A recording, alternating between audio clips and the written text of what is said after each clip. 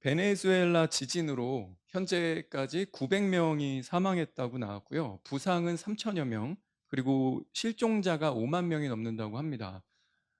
지금 며칠이 지났는데 실종 상태로 접수된 상태라면 대부분 시신으로 발견될 가능성이 좀 크겠죠. 불의 고리가 깨어나고 있다고 전문가들이 이야기를 하고 있습니다. 이어서 바로 일본도 7.2 강진이 발생을 했고요. 지금까지 여진이 진행 중에 있습니다. 그 일본의 가장 큰 산인 후지산이 폭발하는 게 아닐까. 그 인근에서 지진이 일어났거든요. 그래서 마그마를 자극하면 후지산이 폭발하지 않을까. 그런 우려를 또 발표하고 있고요. 유럽은 고열, 폭염으로 사망자가 200명을 넘어섰다고 뉴스가 나왔습니다. 얼마나 더우면 사람들이 죽게 될까요? 주님이 오신다는 발자국 소리가 여기저기서 분명하게 들리고 있습니다. 오늘은 요한계시록 15, 16장 두 장을 살펴볼 건데요. 지난주에 했던 14장을 먼저 간단히 정리하고 가겠습니다. 14장은요, 크게 세 단계로 나눠 볼 수 있는데, 첫 번째로는 1에서 5절, 14만 4천의 승리와 예수께서 그들에 대한 평가, 칭찬을 기록했습니다. 그 다음으로 세 천사가 연속적으로 나와서요, 복음, 심판, 경고의 메시지를 전했고요. 이어서 여기에 덧붙인 하나님의 이 성도들을 향한 위로와 격려 메시지가 있었습니다. 마지막 세 번째로는 곡식 수확, 그리고 포도 수확, 이 두 가지를 통해서 마지막 때에 있을 이 심판에 대한 다른 이미지의 시각화 메시지라고 했었죠. 이 14장은 좀 독특한 구조를 가지고 있다고 했어요. 7년 환란의 맨 끝을 먼저 보여주고 그 다음에 시간을 거슬러 올라간다고 했었죠. 7년 환란의 끝을 먼저 보여줍니다. 7년 환란의 끝에 예수 그리스도의 지상 재림과 14만 4천의 승리 장면을 먼저 보여주고, 그런 다음에 거꾸로 이렇게 올라가요. 거꾸로 올라가서 이미 지상에서는 일곱인 6개의 나팔 심판을 다 받은 상황이라 이제 정말 마지막 하나님의 최후 심판만을 남겨놓은 상태입니다. 일곱째 나팔이 불리면 폭포수처럼 연속적으로 빠르게 일곱 대접 심판이 이루어진다고 했었죠. 이 마지막 일곱 번째 나팔이 불리기 직전으로 올라가는 겁니다. 그래서 새 천사가 경고를 하고요. 그 다음에 다시 시간 순으로 7년 환란 끝으로 가는 거라고 했었죠. 그래서 곡식 추수와 포도 추수를 보여주었습니다. 이 두 가지는 의미하는 바가 있다고 그랬죠. 곡식 추수 메시지는 일곱 대접 심판을, 또 포도 추수는 아마겟돈 전쟁을 보여주는 또 다른 시각화라고 말씀을 드렸습니다. 오늘 살펴볼 계시록 15장은요, 비교적 간단합니다. 1절에 일곱 재앙이 이제 시작된다, 일곱 대접 심판이 시작된다는 선포가 있습니다. 그리고 순교자들이 나와서 하나님의 공의로우심을 찬양하고요. 그리고 하나님의 심판이 이제 집행되기 시작한다. 15장 1절, 또 내가 하늘에서 크고 놀라운 다른 표적을 보았는데 일곱 천사가 마지막 일곱 재앙을 가졌더라. 이로써 하나님의 진노가 그것들 안에서 끝마치리로다. 15장은요, 일곱 재앙을 선포하며 시작합니다. 하늘에서 이제 이 땅에서 이루어질 심판의 마침표를 미리 예고하는 것인데요. 1절에서 가장 중요한 것은 final, 마지막이란 단어입니다. 이걸로 하나님의 진노가 마치기 때문이죠. 그래서 1절은요, 앞으로 닥칠 재앙이 역사에서 내려지는 최종 단계라는 것을 알려주는 표지판 역할을 하는 겁니다. 이어서 순교자들의 찬양이 나와요. 내가 보니 불로 뒤섞인 유리바다 같은 것이 있고 그 짐승과 그의 형상과 그의 표와 그의 이름의 숫자에 대하여 이긴 자들이 하나님의 하프들을 가지고 유리바다 위에 섰더라. 그들이 하나님의 종 모세의 노래와 어린 양의 노래를 부르며 말하기를. 순교자들의 찬양이 이어집니다. 이것은 심판의 정당성을 호소하는 것인데요, 내용은 이렇습니다. 전능하신 주 하나님, 주의 행하신 일이 위대하고 놀라우니 성도들의 왕이여 주의 길은 의롭고 진실하나이다. 오 주여 누가 주를 두려워하지 아니하며 주의 이름을 영화롭게 하지 아니하리이까. 오직 주만 거룩하시나이다. 모든 민족들이 주 앞에 나와 경배하리니 이는 주의 심판이 나타났기 때문이니이다. 왜 하나님께서 진노의 마지막 심판을 내리시기 직전에 이 찬양을 끼워 넣으셨을까요? 일곱 대접 심판은요, 최고 수위의 마지막 심판입니다. 악인들은 분명히 이 심판을 당하면서 하나님은 잔인하다. 하나님은 피도 눈물도 없다. 무자비하다. 저주와 원망을 쏟아낼 겁니다. 이것을 차단하기 위해서요. 적그리스도 치하에서 억울하게 순교당한 자들이 나와서 주님의 길은 의롭고 주님의 심판은 공의롭습니다라고 미리 선언하게 만드신 거죠. 다시 말하지만 이 찬양은요. 하나님의 심판의 정당성을 호소하는 것입니다. 자, 이제 5에서 8절 하나님의 심판이 집행되기 시작합니다. 또 2일 후에 내가 보니 보라 하늘에 있는 증거의 성막의 성전이 열리며 일곱 천사가 성전에서 나오는데 일곱 재앙을 가졌으며 정결하고 흰 세마포를 입고 그들의 가슴에는 금띠를 둘렀더라. 그때 내 짐승 가운데 하나가 영원토록 살아계신 하나님의 진노로 가득 찬 그 일곱 금대접을 일곱 천사에게 주니 성전이 하나님의 영광과 그의 권세로부터 나오는 연기로 가득 차서 일곱 천사의 일곱 재앙이 끝나기까지는 아무도 성전에 들어갈 수 없더라. 하나님의 심판이 집행되기 시작하고요.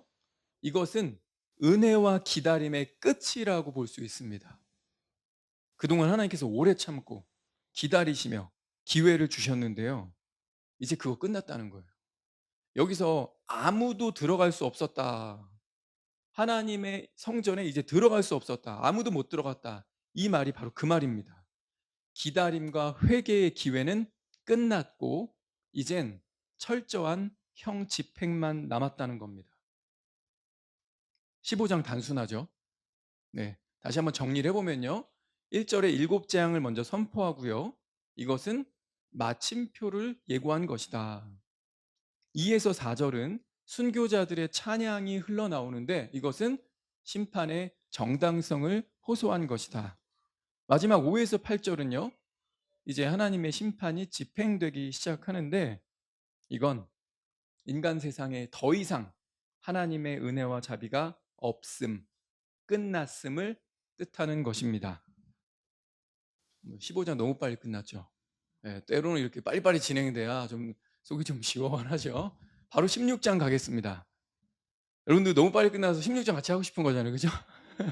네. 이렇게 빨리 끝나면 예배가 뭔가 기분이 좀 안 좋을 수 있어요. 16장까지 같이 오늘 마무리 짓겠습니다.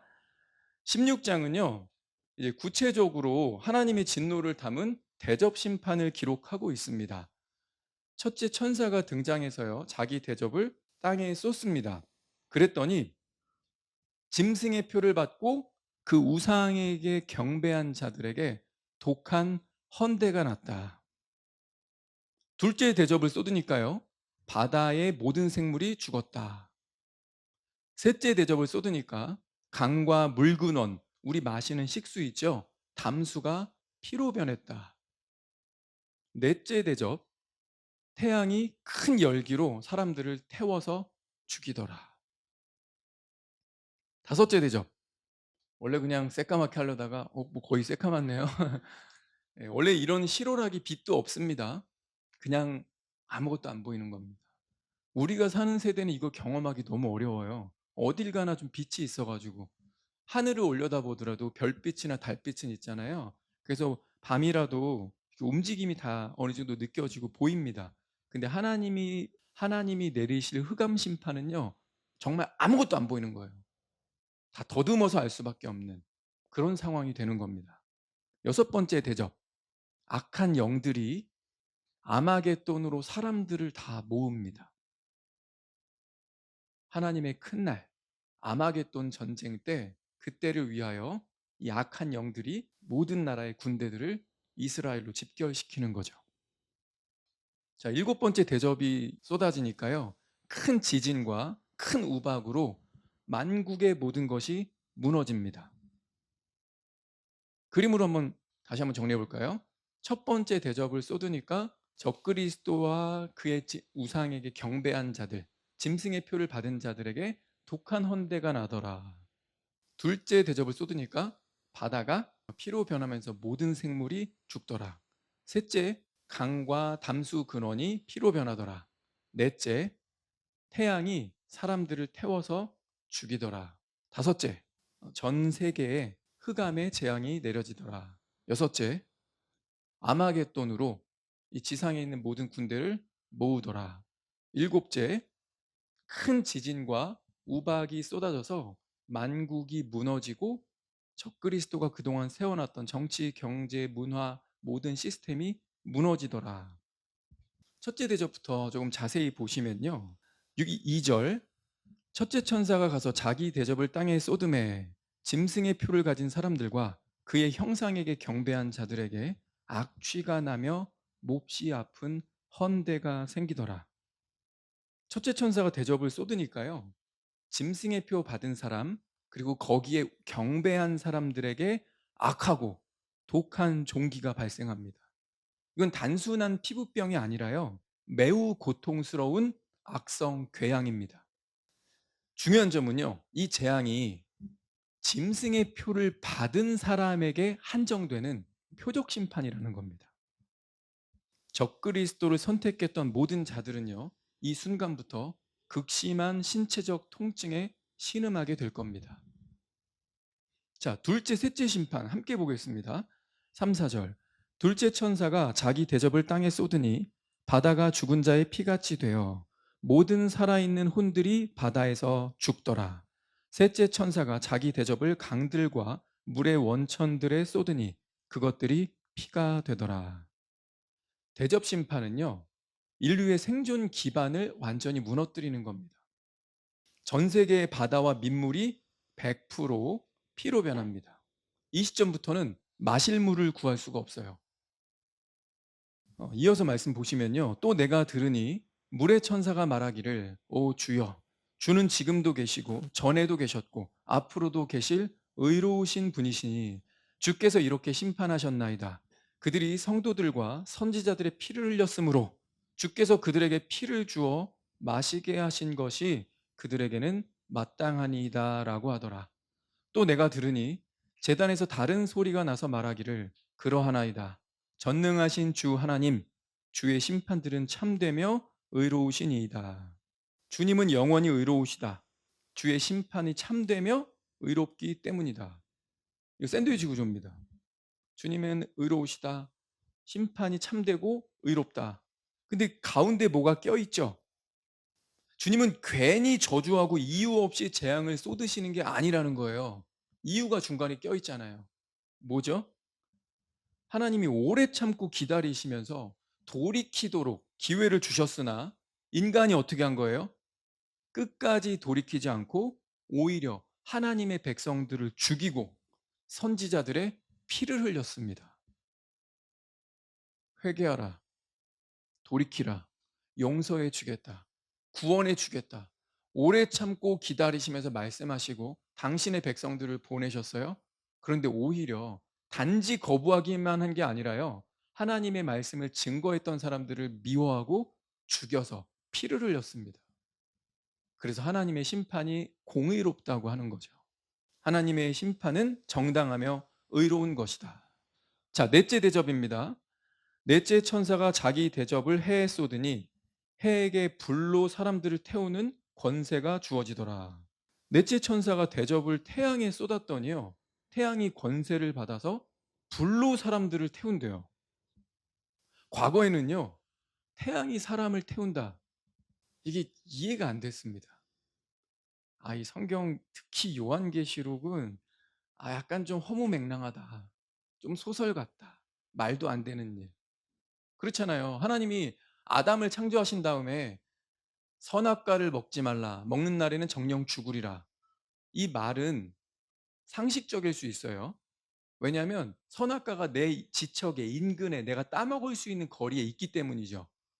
그런데 만약에 하나님께서요, 아담아, 네가 하고 싶은 거 다 해. 근데 태양은 만지지 마라. 하나님이 이런 명령 내리시면 그 명령 자체가 이게 말이 안 되고 불가능한 것을 명령하셨다면 어차피 못할 건데 이런 거죠. 이런 것도 있어요. 하나님께서 동산의 모든 실과에 대해서 아담아 아무것도 먹지 못한다. 동산의 모든 실과를 먹지 말거라. 먹으면 정령 죽으리라. 그럼 어제 굶어도 죽고 먹어도 죽는 건데 그냥 먹고 죽겠죠. 그러니까 하나님의 명령이 불합리한 게 됩니다. 그러니 이 성경을 읽는 사람들이 아니 태양이 사람을 태워 죽인다는 게 말이 돼? 지금까지 태양 때문에 불타 죽었다는 사람이 없는데 이게 말이 안 된다라고 생각이 드는 거예요. 기상 관측이 시작되면서부터는요. 지구 온난화로 발생하는 강력한 폭염 그것 때문에 사람들이 좀 더위에 이렇게 질병을 앓다가 좀 나이가 있으시거나 약한 노약자들은 죽게 되는 거 혹시 그거 얘기한 건가? 그 생각도 좀 했습니다. 그런데요. 최근에 과학자들은요. 이게 태양풍이 아닐까 이렇게 이야기하고 있습니다. 설명을 한번 들어보시죠. 영상 하나 보시겠습니다. 태양은 항상 끓고 있으며 11년 주기로 그 힘이 변화하는 강한 자기장을 가지고 있습니다.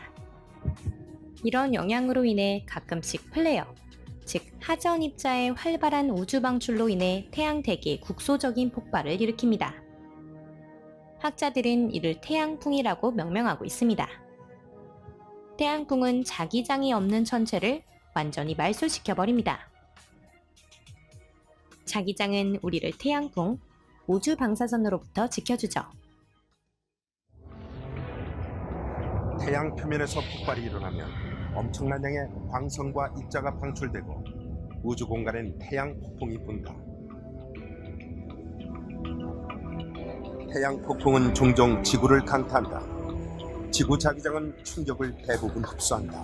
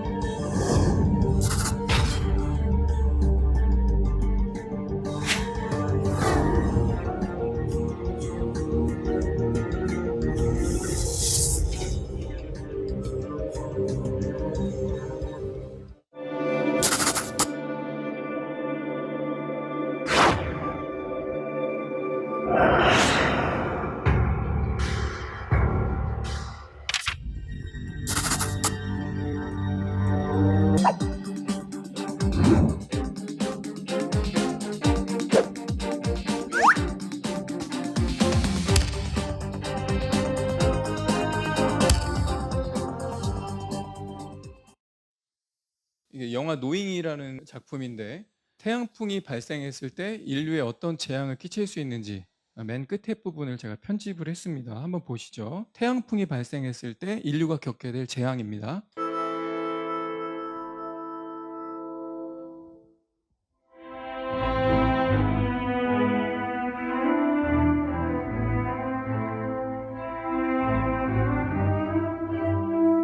치안과 질서가 완전히 무너지는 거죠.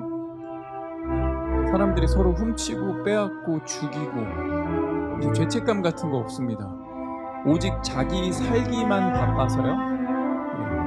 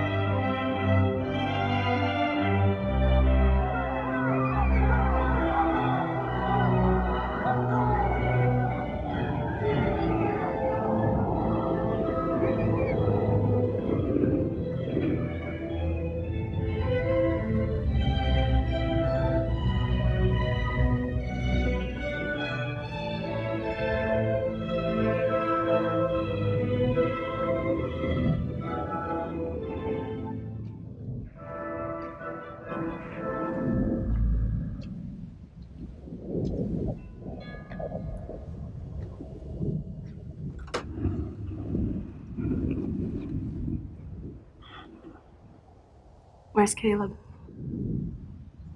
Caleb's safe. 케일럽 어디 갔어?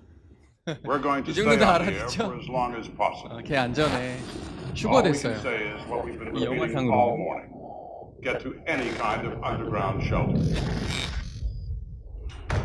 So on the satellite, so far, cuts out. That's 3 o'clock.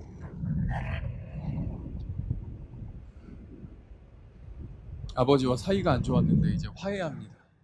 죽음을 앞두고 있으니까. This isn't the end, son. I know.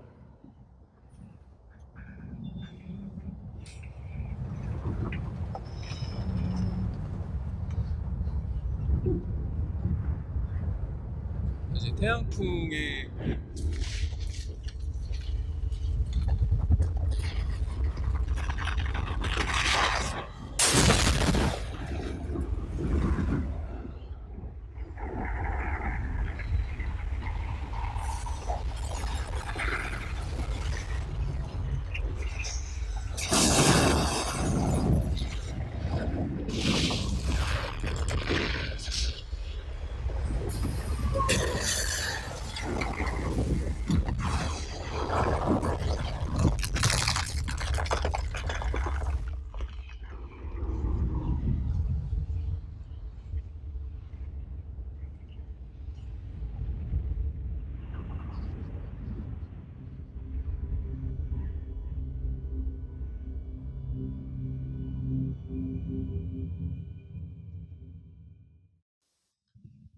자, 이제 다섯째 천사가 대접을 쏟습니다.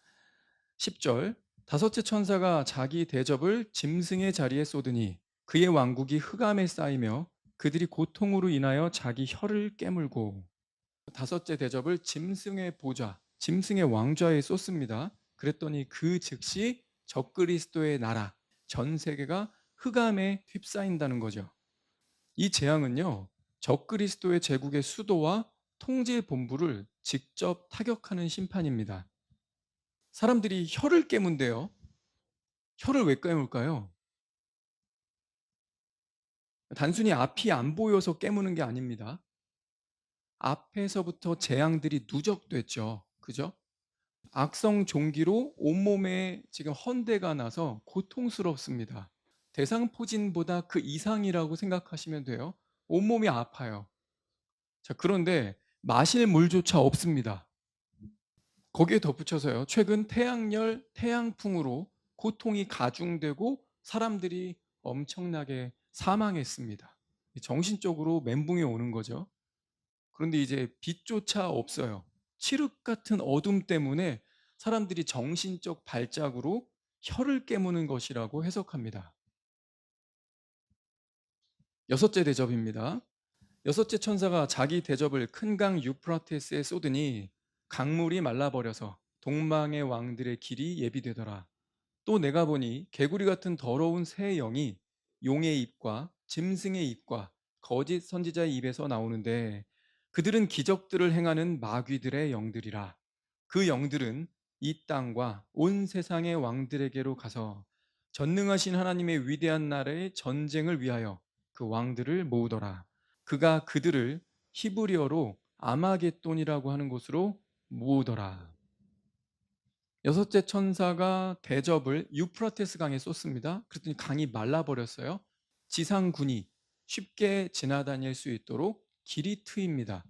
그래서 전 세계 왕들이 이 모든 재난, 이것을 발생시킨 원인, 우리가 하나님과 맞서자. 새 영, 사탄, 용이죠. 그리고 적그리스도, 그리고 거짓 선지자. 이 셋이 전 세계로 사람들을 미혹하기 시작하는 거예요. 그래서 사람들이 아마겟돈으로 집결됩니다. 그런데 이건요, 이 악한 영들이 자기들이 어떻게든 하나님과 싸워서 이겨보려고 모은 것 같지만요, 엄밀히 따지면요, 이건 하나님의 주권적 낚시입니다. 하나님이 일부러 모으게 하신 거예요. 이들은 자기가 했다고 생각하지만 하나님은 악인들을 한 자리에 모아서 단번에 심판하시기 위해 거대한 함정을 만드신 겁니다. 악인들은요, 하나님의 포도즙 틀인, 우리 앞에 14장에서 이거 확인했었죠. 아마겟돈 골짜기로 제 발로 들어오게 됩니다. 하나님의 진노의 큰 날, 마지막 때에서 이 전쟁에 사람들을 불러 모으는 거죠. 자, 이때 이 전쟁과 긴장감 속에 위로와 경고의 메시지가 있습니다. 15절 중간에 이런 말씀이 꼈죠. 보라, 내가 도둑같이 오리니 누구든지 깨어 자기 옷을 지켜 벌거벗고 다니지 아니하며 자기의 부끄러움을 보이지 아니하는 자는 복이 있도다. 한창 적그리스도의 수하 모든 나라의 군대들이 아마겟돈으로 집결을 합니다. 여러분, 그 집결하는 군인들 멀쩡한 몸 아니에요? 그들도 적그리스도에 순응했기 때문에, 짐승의 표를 받은 자들이기 때문에 몸에 독한 헌대가 이미 났습니다. 마실 물도 없습니다. 그런데 그 악에 바친 그 분노를요, 하나님께 쏟아내려고 그래요. 완전히 잘못 가고 있는 거죠. 자, 그들이 모여서 이렇게 이스라엘과 하나님의 성도들을 죽이기 위해 총집결하고 있는 이런 긴장된 상황 속에 왜 하필 이 말씀이 중간에 싹 삽입이 됐을까요? 지금 가장 절망적이고 두려운 상황입니다. 이 타이밍에 하나님이 이 말씀을 끼워 놓으신 이유, 환난기 성도들을 향한 격려죠. 내가 곧 간다. 사탄의 연합군이 아무리 많고 강해 보여도 결국 역사의 주도권 누구에게 있다는 거죠? 주님께 있다. 내가 곧 간다. 성도들을 격려하는 겁니다. 본절에 보니까 도둑같이 오겠다라는 말씀이 있습니다. 여러분, 도둑은 누구한테 도둑이에요? 도둑이 온다는 건요, 도둑은 예고하고 오지 않잖아요. 깨어있지 않고 하나님 말씀 무시하고 방심하고 있는 자들에게는요, 적그리스도의 통치를 따르며 세상 낙에 빠져 있는 자들에게는요, 예수 그리스도의 오심이 기습 공격처럼 느껴질 겁니다. 그들에게는 도둑같이 오는 게 돼요. 그러나 반대로요, 준비된 자들에게는요, 깨어있는 자들에게는요, 이 말씀이 하나의 이정표죠. 아, 이런 심판, 이런 심판, 이런 뭐 징조들이 있고 난 이후에 주님이 지상 재림하신다고 했어요. 지금 이런 순서로 가고 있고 7년이 거의 차가고 있어. 그런 자들에게는요, 예수님의 오심은요, 신랑 만나는 거예요. 오랫동안 기다렸던 신랑이 도착하겠구나라는 이정표가 되는 겁니다. 자기 옷을 지켜 벌거벗지 말아라. 부끄러움 당할 그런 일 하지 마라. 그런 자가 복이 있다고 했습니다. 이거 무슨 의미일까요? 이거는 고대 예루살렘 성전을 지키던 레위인들의 규율과 관련이 있습니다. 성전 경비대장이 보초 제대로 쓰고 있는지 밤에 순찰을 돕니다. 순찰을 돌다가 졸고 있는 병사를 발견하면요, 둘 중에 하나를 했습니다. 그가 입고 있는 옷에 불을 질러요. 좀 잔인하죠. 근데 막 화형시키는 건 아닙니다. 작게 불을 질러요. 옷 끝이라도 타겠죠. 얘가 많이 깊이 졸고 있으면 한참 탄 다음에 그에서 이러면서 깰 텐데, 이 조건 선잠자다 했다면 금방 이렇게 끌 겁니다. 일부러 불을 질러요. 아니면요, 너 옷 다 벗어 하고 옷을 뺏어갑니다. 그럼 다음 날 아침에 무슨 일이 생기죠? 예, 벌거벗은 자신을 다른 군인들에게, 다른 보초병들에게 이제 드러낼 수밖에 없겠죠. 야, 너 옷이 왜 그래? 왜 탔어? 그러거나 너 왜 홀딱 벗고 있니? 망신당하는 거예요. 지금 그 비유, 그것을 가지고 오셔서 하나님께서 말씀하시는 겁니다. 타협하거나 잠들지 말고 주님 앞에 섰을 때 부끄러움 당하지 않도록 끝까지 인내하라는 겁니다. 끝까지 믿음을 지키라. 자, 일곱째 천사가 대접을 붙습니다. 17절. 일곱째 천사가 자기 대접을 공중에 쏟으니 하늘의 성전에서 큰 음성이 보좌로부터 나와 말하기를 다 이루었다고 하니. 다 이루었다. It is done. 예수님이 십자가에서 피 흘리시고 숨을 거두시기 직전에 It is finished. 그때는 다 끝냈다라고 말씀하셨고요. 지금 여기서는 It is done. 다 되었다. 이렇게 말씀하십니다. 예수 그리스도께서 십자가상에서 말씀하신 It is finished. 다 이루었다는요. 구원의 완성입니다. 자, 그런데 지금 이 심판의 현장에서 보좌에서 외침은요. 심판의 완성입니다. 하나님의 공의로운 심판이 완성되었다는 거죠. 이어서 18절입니다. 음성들과 천둥들과 번개들이 있었고 또 큰 지진이 일어났는데 그 지진이 너무나 엄청나서 사람이 땅에 거주한 이래로 그처럼 강력하고 큰 지진은 일찍이 없었더라. 또 그 큰 도성이 세 부분으로 갈라지고 민족들의 성읍들도 붕괴되며 큰 바빌론이 하나님 앞에 기억되었으니 이는 그녀에게 그분의 맹렬한 진노의 포도주 잔을 주기 위함이니라. 그러자 모든 섬이 사라지고 산들도 보이지 아니하더라. 역사상 가장 큰, 가장 거대한 대지진이 발생합니다. 산들이 없어졌대요. 섬도 없대요. 등산 좋아하시는 분들에게 좀 속상할 수 있어요. 이 높은 곳에 올라가서 계곡과 협곡과 이 사람들이 또 닦아놓은 도로, 높은 산 올라가서 저 멀리 차 도로상으로 지나가는 거 보면 귀엽거든요. 진짜 티끌같이 보여가지고 귀엽다. 내가 하나님이라면 저거 이렇게 막아버리고 싶다. 진짜 그 높은 곳에서 바라보는 그 뷰, 야, 이게 그 아름다움에 약간 심취해서 등산 계속 가게 되더라고요. 힘들지만 땀 흘리지만 올라가야 돼. 정상은 찍어봐야 돼. 그 아름다움이 있는데 산이 없어지니까 좀 섭섭하죠? 아니요. 하나님이 또 다른 아름다운 것들을 만들어 두실 겁니다. 하나님께서 이렇게 큰 지진을 통해서 섬들을 없애시고 산들을 낮추신다는 것은요. 예수 그리스도께서 일찍이 약속하셨던 이 땅에서 주께서 직접 다스리실 천년 왕국을 준비하시는 세팅 작업하시는 겁니다. 또 무게가 각기 한 달란트나 되는 큰 우박이 하늘로부터 사람 위에 떨어졌는데 무게가 한 달란트 된대요. 40kg 정도 되는 건데 그렇게 큰 돌이 하늘에서 무작위로 떨어집니다. 이 거대한 우박이, 불붙은 우박이 전 세계에 떨어지면서요. 큰 성 바벨론, 적그리스도의 도성이죠. 그가 일구어 놓은 모든 시스템을 일거에 초토화시킵니다. 자, 일곱 대접 다시 한번 그림으로 정리해 볼게요.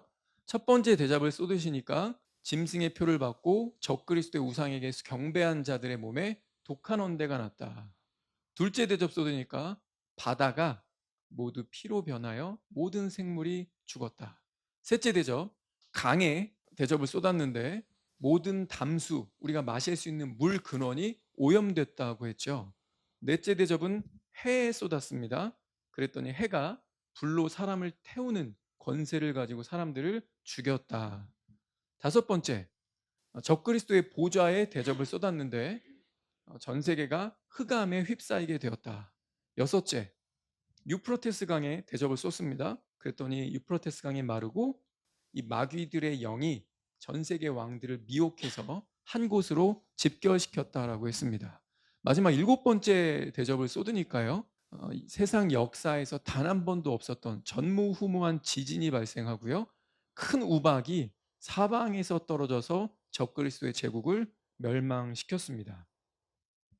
자, 일곱 대접의 심판을 크게 세 가지로 이 특징을 요약할 수 있는데요. 첫 번째는 표적의 정확성입니다. 첫 번째 대접 심판 같은 경우는 오직 짐승의 표를 받고 그에게 우상 숭배한 자들에게만 정확하게 조준하고 있죠. 두 번째 특징은요, 속도의 신속성입니다. 대접이라는 것 자체가요, 쫄쫄쫄 흐르는 게 아니라 한 번에 쏟아지는 거죠. 내용물이 지체 없이 한순간에 바닥으로 왈칵 쏟아지게 됩니다. 심판의 급박함, 신속성을 말해주는 것입니다. 자, 마지막 세 번째는요, 전 우주적인 무제한성입니다. 가려지는 곳이 없습니다. 대접 심판은요, 타격 범위가 제한이 없는 완전한 파괴를 가져옵니다. 앞에 있었던 일곱 인 심판이나 일곱 나팔 심판 같은 경우는요, 4분의 1이든지 3분의 1이든지 그 대상이 제한적이었죠. 왜냐하면 하나님이 은혜와 자비의 손길을 펼쳐서 그래도 돌아오도록 지금 현재 인구가 84억 정도 된다고 하는데요. 80억이라고만 쳐도요. 첫 번째 6개의 봉인 심판으로 전 세계의 4분의 1이 죽습니다. 20억 죽었지만 60억이 회개할 기회를 받은 거죠. 그 다음은 3분의 1이 죽습니다. 그러면 60억에서 20억 죽었으니까 아직은 40억의 인류, 세계 인구의 절반은 회개할 기회가 있는 거예요. 그런데 일곱 대접 심판은요, all die. 하나님께서 7년 환란이 끝나고 지상재림 하신 후에 당신의 왕국을 세우실 때 같이 들어갈 하나님께서 택하신 14만 4천과 그리고 하나님께서 3분의 1은 남기겠다라고 스가랴서에 말씀하셨어요. 특별히 하나님이 남기시는 사람들, 그리고 이방 가운데서도 죽지 않고 믿음을 지키는 사람들이 분명히 있습니다. 그 사람들 함께 들어가서 천년 왕국을 이룰 소수의 사람들 빼고는 다 죽는 겁니다. 하나님의 이 일곱 대접의 심판 세 번째 특징, 우주적인 무제한성이다. 이 일곱 재앙 심판, 일곱 대접 심판을 보면서요, 우리가 깨달아야 될 부분은 핵심은 바로 이것입니다. 일곱 대접 심판의 최종 결론과 인간의 상태가 어떠한가. 세 번이나 똑같은 맥락의 말씀을 주님이 하십니다. 이 엄청난 우주적인 파멸과 40km나 되는 우박이 사람의 머리를 치고 집을 부수고 정말 눈앞에 극도의 공포스러운 현장을 보는 거죠. 그런데 사람은요, 회개하지 않습니다. 16장에 세 번이나 이런 메시지가 나와요. 9절 함께 읽습니다. 시작. 그들이 이러한 재앙에 권세를 가진 하나님의 이름을 모독하더라. 그들이 회개하지 아니하고 그분께 영광을 돌리지 아니하더라.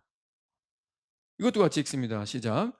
그들이 고통으로 인하여 자기 혀를 깨물고 자신들의 고통과 헌대로 인하여 하늘에 계신 하나님을 모독하되 자기들의 행위는 회개치 아니하더라. 한 번 더 나와요.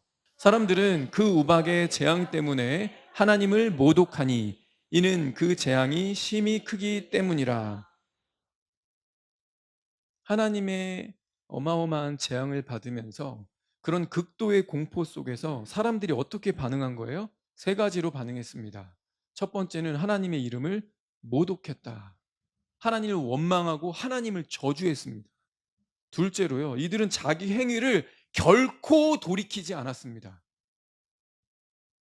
극도의 고통 속에서 죽어가는 중에도 너무 큰 공포 때문에 자기 혀를 스스로 깨물고 있는 그런 상황 속에서도요, 이들은 결코 회개하지 않습니다. 마지막 세 번째, 이들은 하나님께 영광을 돌리지 않습니다. 하나님께 책임을 돌리고 있습니다. 처음부터 끝까지 계속된 외침. 성경은요, 침례 요한이 나타나서 드디어 이제 신약 시대가 막 열리려고 합니다. 그때부터요, 이 인류 역사가 끝나는 순간까지 하나님은 일관되게 우리 인류를 향해서 같은 메시지를 주셨어요. 우리 침례 요한 때부터 확인해 볼까요? 침례 요한은요, 요한이 광야에서 침례를 주고 죄들을 사함받는 것으로 인하여 회개의 침례를 전파하니. 신약 시대가 지금 막 열려가고 있죠. 예수님의 오실 길, 주의 오실 길을 예비하는 자가 나타나서 400년간 말라기 선지자 이후로 400년간이나 하나님이 침묵하시던 그걸 깨고 첫 등장한 첫 대언자 아닙니까? 근데 그가 회개의 침례를 이야기하고 있습니다. 자, 우리 예수님이 바로 받으셨어요. 예수께서 갈릴리로 오셔서 하나님 나라의 복음을 전파하시며 말씀하시기를 그때가 찼고 하나님의 나라가 가까이 왔도다. 너희는 회개하고 복음을 믿으라. 회개하고 복음을 믿으라. 예수님이 전하신 복음의 핵심도 회개였습니다. 회개가 빠진 복음 듣는 거 의미 없어요. 지적 동의, 성경에 대해 좀 이해하고 알고 있는 지식 의미 없습니다. 회개하고 받는 거예요. 그러자 제자들, 여기서 그들은 제자들입니다. 예수님의 제자들, 그들이 나가서 사람들에게 반드시 회개해야 한다. 반드시 회개해야 한다고 전파하니라. 여러분, 그리고 그 이후로 교회 세대를 주님이 끝나시기까지, 휴거로 교회 세대를 끝내시기 전까지 그들 중에 저와 여러분 같은 구원받은 제자들 다 포함되는 거죠. 우리 교회가 진리와 제자 교회 아닙니까? 진리가 선포되면 따라가는 사람들, 그것을 증언하는 사람들, 순종하는 사람들, 진리와 제자 교회 아닙니까? 이 모든 제자들, 교회 시대가 끝날 때까지 구원받은 당신의 제자들은요, 다 똑같은 얘기 하는 거예요. 회개하라. 회개해야 죄사함 받고 무죄 선포 받고 우리가 하나님 나라 들어갈 수 있다. 회개하라고 얘기하는 겁니다.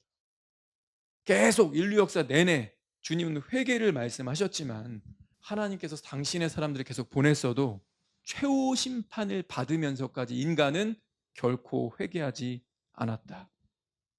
회개하지 않으면 어떻게 되는데요? 원칙은 똑같습니다. 같이 읽어봅시다. 시작.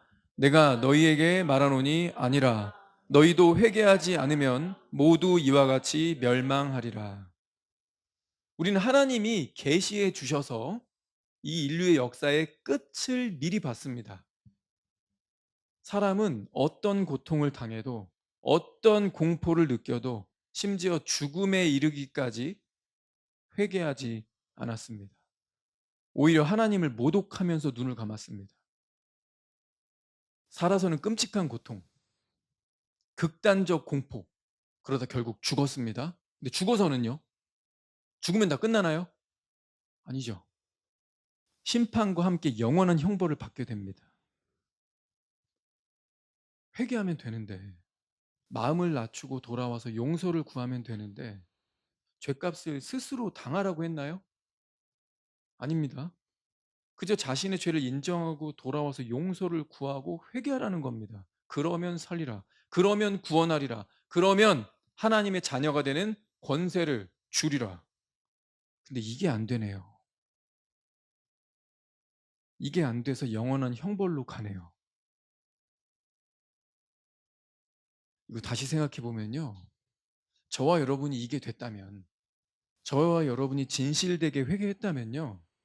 그리고 지금도 내가 여전히 짓고 있는 그 죄 앞에서 완악해지기보다 가슴을 찢고 아파하면서 자기 합리화하면서 넘어가기보다 마음을 낮추고 주님께로 돌아와 회개하는 삶을 살고 있다면 그거 하나님 은혜입니다. 여러분, 내 의지와 내 결단으로 되는 게 아닙니다.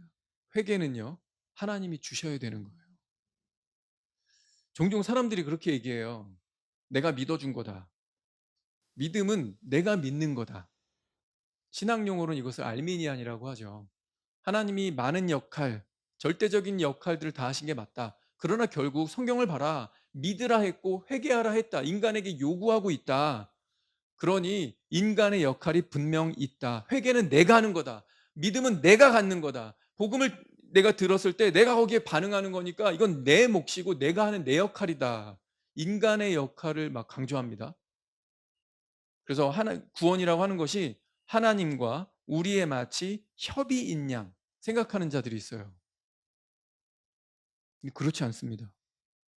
여러분, 남을 함부로 믿나요? 옆집 사람하고 아무리 친해도요, 집 비밀번호 알려주나요? 옆집 사람이랑 자주 만나고 커피도 한잔하고 애기 엄마들끼리 친해.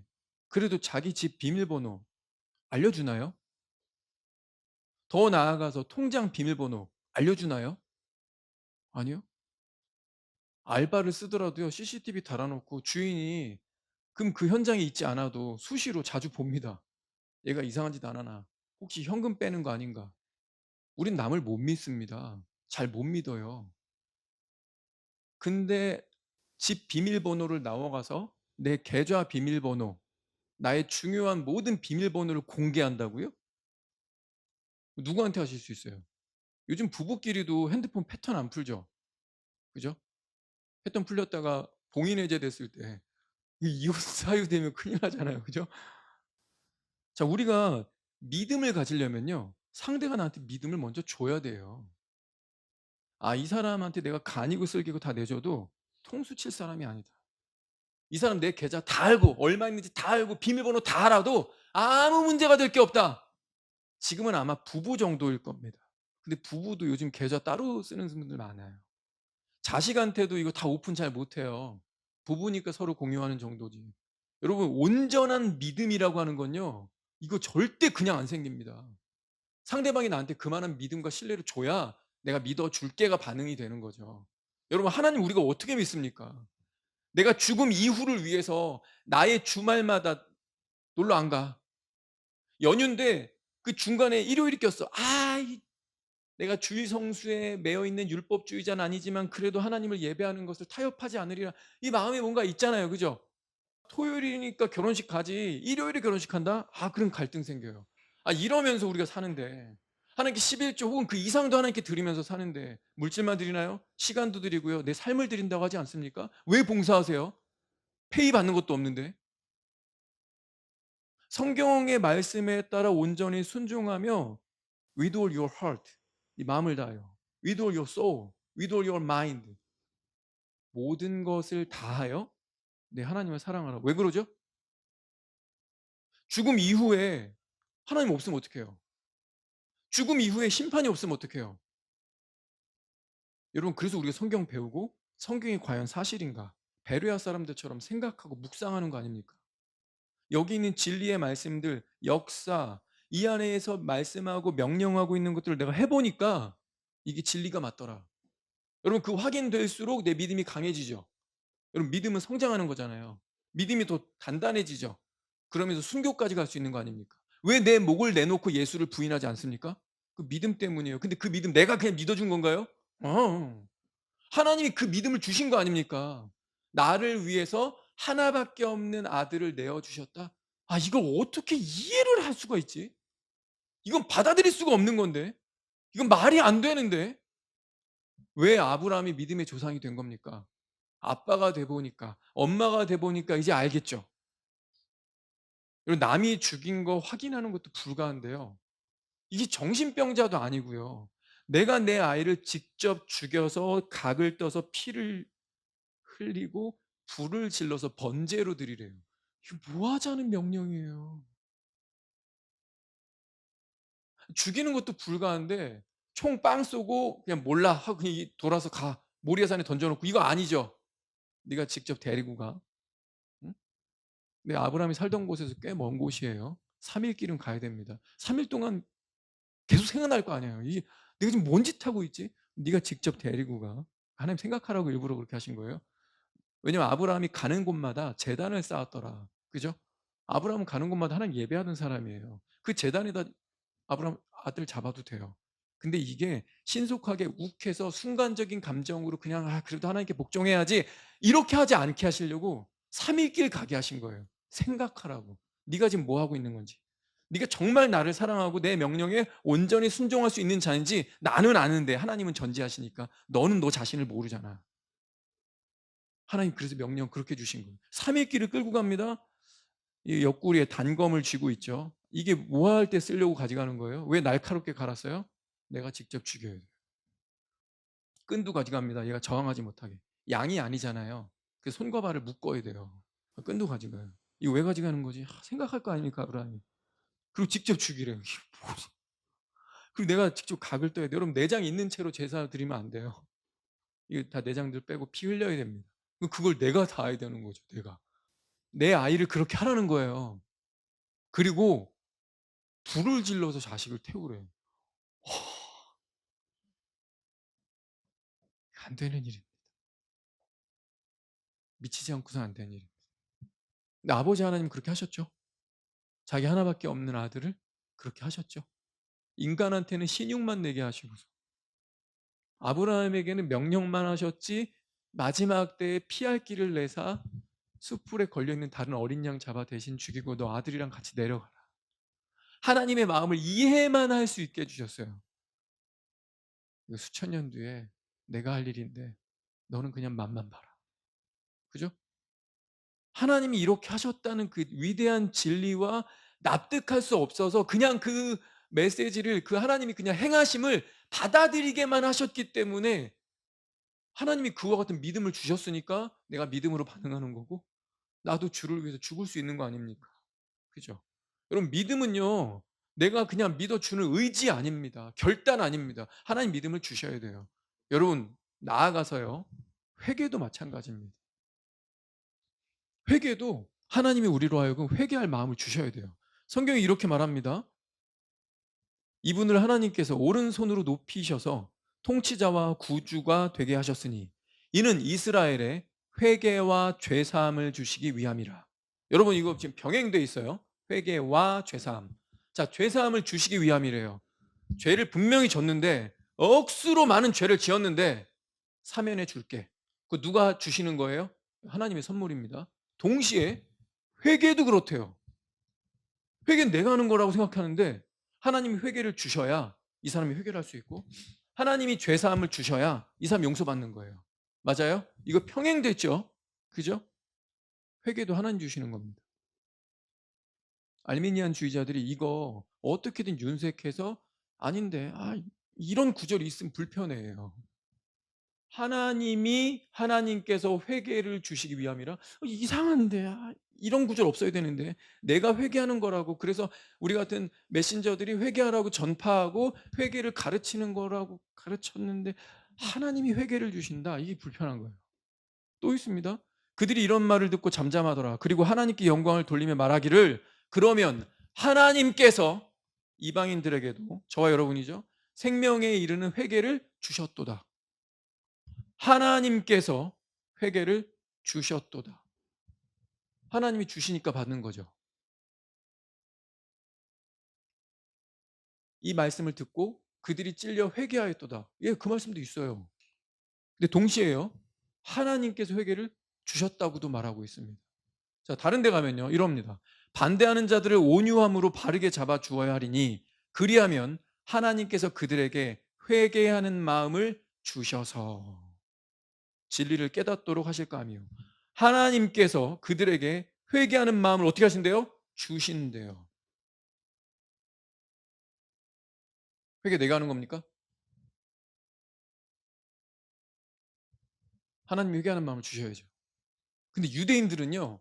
요 메시지를 들으면요. 단번에 알아듣습니다. 왜냐면 이들은 구약 성경을 맨날 연구하고 외우고 그랬던 사람들이라 구약 성경에 이 메시지가 반복되거든요. 예레미야든 에스겔이든 선지서들에 계속 반복돼요. 같이 한번 읽어봅시다. 시작. 내가 또 너희에게 새 마음을 주고 너희 안에 새 영을 넣으리라. 내가 너희 육체에서 돌 같은 마음을 제거하고 살 같은 마음을 주리라.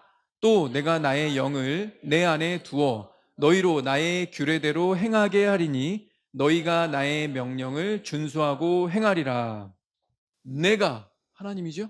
내가 넣으리라. 내가 주리라.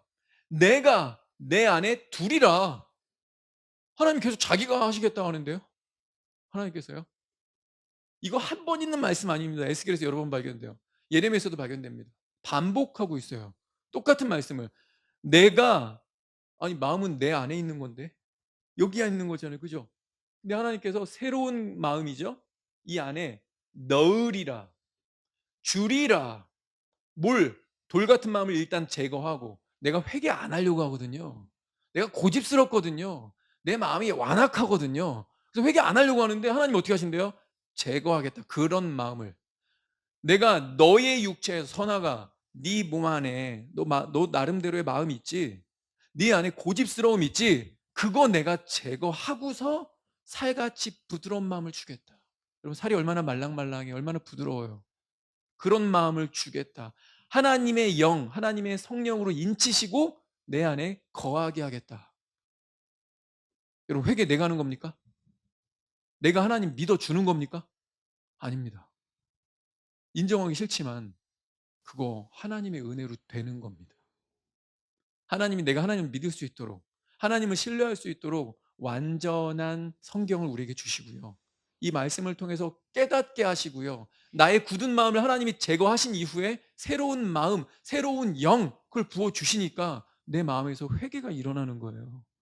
여러분이 그러니 우리가 요한계시록 15, 16장 보면서 그 악독한 사람들 보고 저주할 게 아니에요.